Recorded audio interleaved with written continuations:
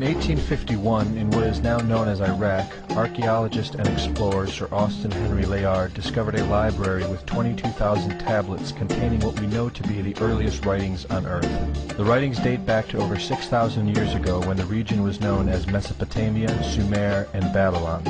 Amongst these vast writings is a story which mirrors the book of Genesis in the Bible. It tells a story of a great flood which reshaped the face of the planet Earth and all of her inhabitants. It tells a story of a tower built and the creation of the spoken word.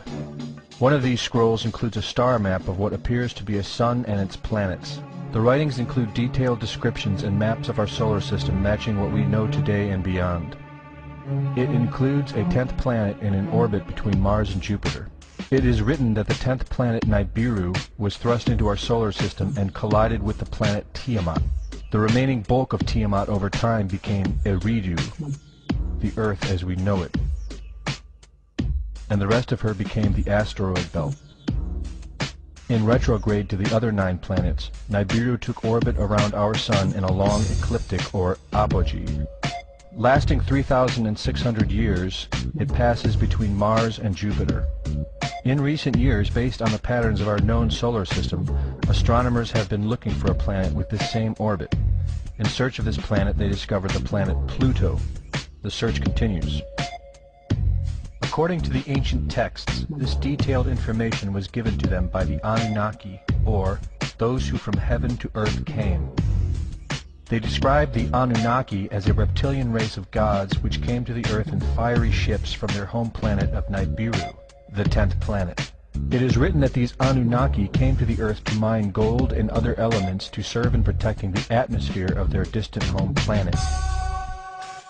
After a workers' revolt, the Anunnaki rulers began to genetically alter Cro-Magnon man to create a slave race, resulting in the human race.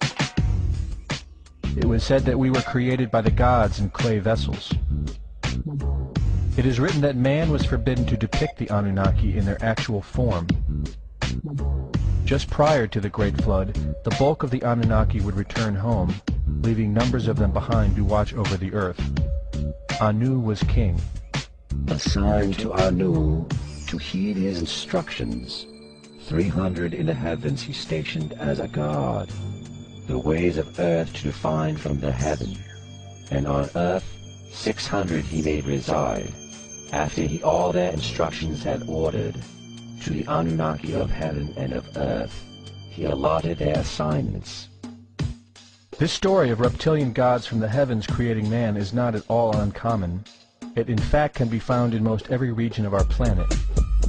In Japan, emperors claim descent from dragon gods who came from the sky. Australian Aborigines teach of a reptilian race which lives underneath the earth and governs over men.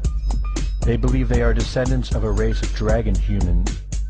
China teaches the serpent queen Nukua interbred with man.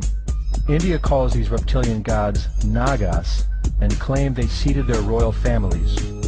Throughout the Middle East it is believed a serpent race created man. The book of Genesis tells of giants who came from the heavens to breed with the daughters of man. They are called the Nephilim. In Africa they call them Chitauri, children of the serpent. The royal kings of Africa claim descent from serpent gods who came from the sky. In South America, the Mayans teach that their ancestors were the people of the serpent. The Aztecs were said to be created by a serpent woman.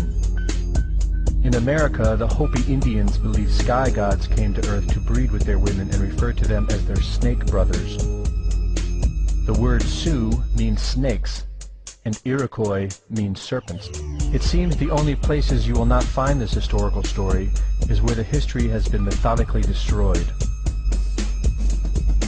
The descendants of King Anu in Sumeria and Babylon can be traced throughout time. The pharaohs of Egypt were from the bloodlines of the Babylonian kings. The rulers of the Roman Empire can be traced to Egyptian hierarchy. All throughout Europe, the royal families can be traced back to the great Roman emperors. 34 of the presidents of the United States are directly descended from European royalty, with the remaining 8 who are only closely related to these same bloodlines. In 1934, President Franklin Roosevelt placed the Great Seal, originally created in 1782 by the Freemasons, on the dollar bill. Represented in the Great Seal is a pyramid and the all-seeing eye, known to be used by the elusive society, the Illuminati. Strung together in conspiratorial confusion are secret societies such as the Illuminati, the Freemasons, and the Bohemian Club. In 1917, National Geographic did a story on a place in Montreal, California called Bohemian Grove. The story reports a place where the world's elite, members of the Bohemian Club, retreat to in late July and conduct an ancient occult ceremony called the cremation of care. Every year in July, the world's leaders, media moguls, and members of the World Bank spend 2 weeks of what is known as a men-only retreat at the Grove. In the year 2000, BBC television show World of Wonder infiltrated Bohemian Grove with hidden cameras and aired the video on the BBC. The video shows the large mass of men donning red and black robes and once again conducting the cremation of care ceremony. The altar is at the base of a 200-foot owl, the Babylonian symbol of the god Moloch, the god of human sacrifice. In the video, a body is delivered upriver to the altar where it is set on fire. Upon being aired, members of the Bohemian Club reported that the ceremony is a put-on, merely done for entertainment and fun. This history tells a story of our world leaders having a deep involvement in satanic tradition, worshipping our reptilian overlords, serpent gods. It poses the possibility that we may be and have always been enslaved by our leaders, no different than sheep or cattle. There is an endless amount of information out there which supports this, but don't take my word for it.